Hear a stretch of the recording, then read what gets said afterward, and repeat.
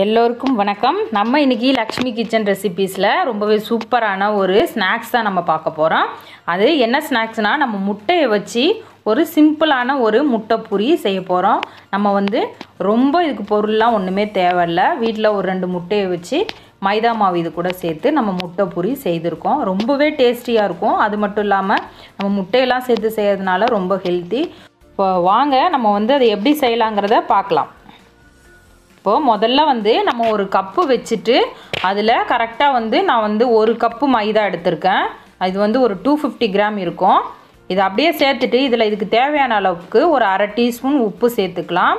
அதுக்கப்புறம் இதில் கொஞ்சமாக நெய் சேர்த்துக்கலாம். உங்களுக்கு வேணால் ஆயில் கூட சேர்த்துக்கலாம். இப்படி சேர்த்துட்டு எல்லாம் நல்லா ஒன்று சேர்கிற அளவுக்கு நல்லா இதை கலந்துட்டு, இப்போ இதில் கொஞ்சம் கொஞ்சமாக தண்ணி ஊற்றி நல்லா ஒரு சப்பாத்தி பதத்துக்கு நம்ம இதை பிசைஞ்சிக்க போகிறோம். ஒரே திரியாக தண்ணி ஊற்றக்கூடாது. கொஞ்சம் கொஞ்சமாக ஊற்றிட்டு நல்லா இந்த மாதிரி கையால் நல்லா அழுத்தி இந்த மாதிரி பிசைஞ்சோன்னா மாவு ரொம்ப சூப்பராக இந்த மாதிரி சாஃப்டாக வந்துடும். பாருங்கள், நான் நல்லா பிசைஞ்சிருக்கேன், அதனால் இதே மாதிரி சாஃப்டாக வந்திருக்கு. இப்போ இதை அப்படியே வச்சுட்டு இப்போ இதுக்கு ஒரு மசாலா ரெடி பண்ணிக்கலாம். ஒரு கடாய் வச்சு இதில் கொஞ்சமாக எண்ணெய் விட்டுட்டு நல்லா ஒரு 4 பல்லு பூண்டு, ஒரு துண்டு இஞ்சி அப்படியே நசுக்கி அப்படியே சேர்த்துட்டு, ஒரு பச்சை மிளகாய் பொடியாக கட் பண்ணி சேர்த்துட்டு, நல்லா ஒரு பெரிய வெங்காயம் நான் 1 சேர்த்துருக்கேன். உங்களுக்கு வேணால் 2 கூட சேர்த்துக்கலாம்.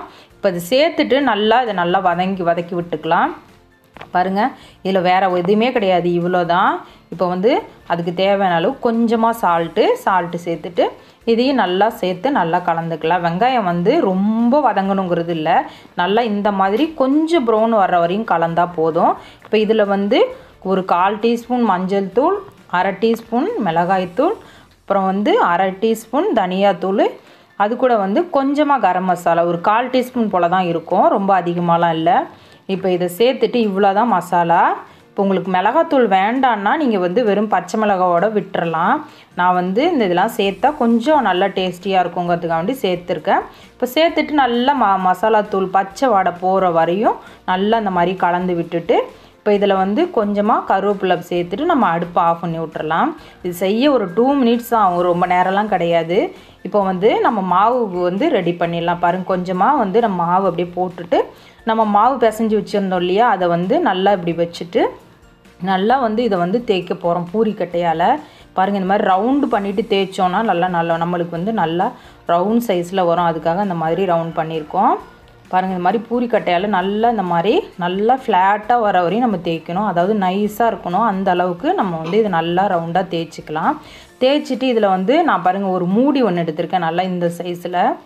இதை அப்படியே நம்ம ஹோல் போட்டுக்கலாம். உங்களுக்கு கரெக்டாக அந்த முட்டை வச்சு நம்ம கவர் பண்ணுற மாதிரி இருக்கணும், அந்த சைஸ். இது இங்கே பாருங்கள், நான் எடுத்திருக்கேன் பாருங்கள், ஒரு மூடி, ஒரு பாட்டிலோட மூடி இது. இதை அப்படியே போட்டுட்டு இந்த மாதிரி மாவு ரவுண்டாக நம்ம கட் பண்ணிக்கலாம். உங்களுக்கு தேவைன்னா வேறு ஏதாவது பாக்ஸ் கூட வச்சு நீங்கள் கட் பண்ணிக்கலாம். இந்த மாதிரி கட் பண்ணிவிட்டு அப்படியே மேலாப்பில் மீத மாவு அப்படியே எடுத்துடலாம். எடுத்துகிட்டு திரும்ப இதே மாதிரி எல்லாத்தையும் நம்ம மீதமும் செஞ்சு எடுத்துக்கலாம். பாருங்கள், இதே மாதிரி ரவுண்ட் சைஸில் மொத்த மாவையும் நம்ம செய்து எடுத்துக்க போகிறோம். கரெக்டாக இந்த மாதிரி ரொம்ப நைஸாக தேய்ச்சிருக்கோம் பாருங்கள், அப்போ தான் நல்லா சூப்பராக நல்லா பொரிஞ்சு வரும். இப்போ பாருங்கள், நம்ம எல்லாத்தையுமே இதே மாதிரி ஒரே சைஸில் நம்ம செய்து எடுத்தாச்சு. நம்ம அதுக்கப்புறம் ஒரு 4 முட்டை நல்லா வேக வச்சுட்டு இந்த மாதிரி தோல் உரித்து பாதியாக கட் பண்ணி வச்சுருக்கோம். இப்போது நம்ம என்ன பண்ண போகிறோம்னா, அடுத்தது நம்ம ரெடி பண்ணி வச்சோம் இல்லையா மைதா மாவு, ரவுண்ட் ஷேப்பில் கட் பண்ணி வச்சுருந்தோம், அதை அப்படியே வச்சுட்டு நம்ம மசாலா, அந்த ஆனியன் மசாலா கொஞ்சமாக வச்சா போதும். வச்சுட்டு அது மேலே அந்த முட்டையை அப்படியே கவுத்தி வச்சுட்டு, இப்போ அதுக்கு மேலே இன்னொரு ரவுண்ட் எடுத்து நம்ம மேலே வச்சுட்டு நல்லா கையால் என்ன பண்ண போகிறோன்னா, இதை அப்படியே அமுக்கி விட போகிறோம். என்னென்னா, இந்த மசாலாலாம் வெளியில் வராமல் இருக்கிறதுக்கு நம்ம இது 2த்தையும் அப்படியே வச்சுட்டு நல்லா அமுக்கி விட போகிறோம். பாருங்கள், இதே மாதிரி நல்லா எங்கே பார்த்தாலும், அதாவது ஃபுல்லாக இந்த மாதிரி நல்லா அமுக்கி விட்டுட்டு, அதுக்கப்புறம் நம்ம அந்த சந்திரலேகா ஸ்வீட்டில் மடிச்சிருப்பாங்கல்ல, அந்த மாதிரி இந்த மாதிரி கையில் இந்த மாதிரி ஃபுல்லாக ரவுண்டாக இந்த மாதிரி மடித்து விட்டுறலாம்.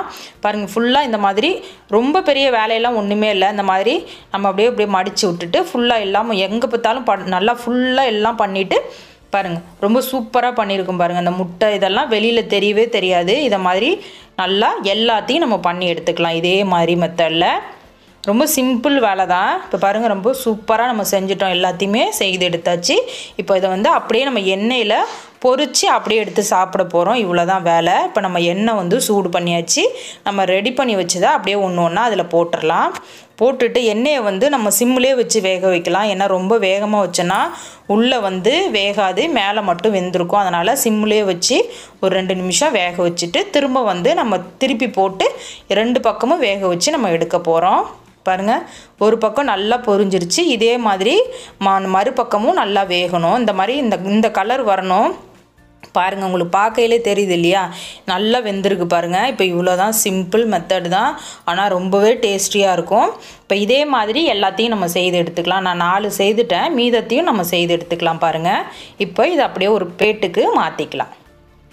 ரொம்ப சூப்பராக வெந்திருக்கு பாருங்கள். நல்லா இந்த கலர் வர்ற வரையும் நம்ம வேக வைக்கணும். இப்போ நம்ம மாற்றிட்டு மீதத்தையும் நம்ம செய்து எல்லாத்தையும் எடுத்துகிட்டு நான் காமிக்கிறேன் உங்களுக்கு. பாருங்கள், எல்லாமே நம்ம செய்துட்டோம். இப்போ ரொம்ப சூப்பராக நம்மளுக்கு வந்திருக்கு பாருங்கள். இதே மாதிரி மெத்தடில் நீங்களும் வீட்டில் செய்து பாருங்கள். ரொம்ப டேஸ்டியான ஒரு ஸ்நாக்ஸ்ன்னு சொல்லலாம், ரொம்ப ஹெல்த்தியான ஒரு ஸ்நாக்ஸு. இப்போ இதே மெத்தடில் நீங்கள் செய்து பார்த்துட்டு உங்களோட ஃபீட்பேக்கை எனக்கு மறக்காமல் கமெண்டில் சொல்லுங்கள். என்னோடய வீடியோ பிடிச்சிருந்தா லைக் பண்ணுங்கள், ரொம்ப பிடிச்சிருந்தா சப்ஸ்கிரைப் பண்ணுங்கள், பக்கத்தில் உள்ள பெல் பட்டனை கிளிக் பண்ணுங்கள். தேங்க்யூ ஃபார் வாட்சிங். உங்கள் லக்ஷ்மி.